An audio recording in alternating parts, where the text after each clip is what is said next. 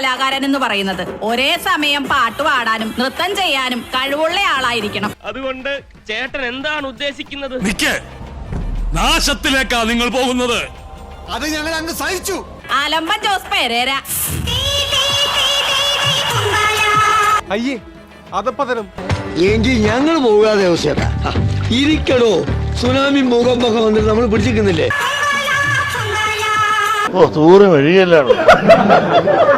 പണിയൊന്നുമില്ലല്ലോ പ്രത്യേകിച്ച്.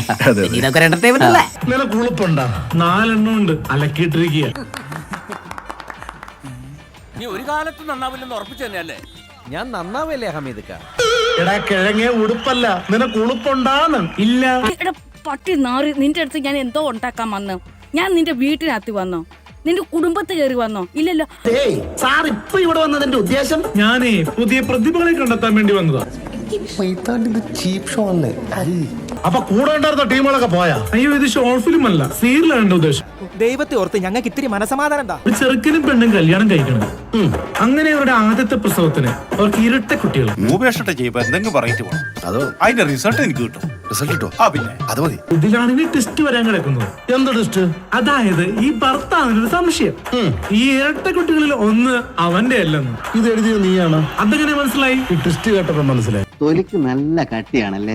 ഇതും ഒരു തുടക്കമാണ്. ഈ സീരിയലിന്റെ പേരെന്തോന്ന്? ഇല്ലായ്മ. അതിന്റെ ഫ്രണ്ടിൽ ഒരു തന്തയും കൂടെ ചേർക്കാൻ പറ്റുമോ? അതെന്തിനാ? തന്തയില്ലായ്മ.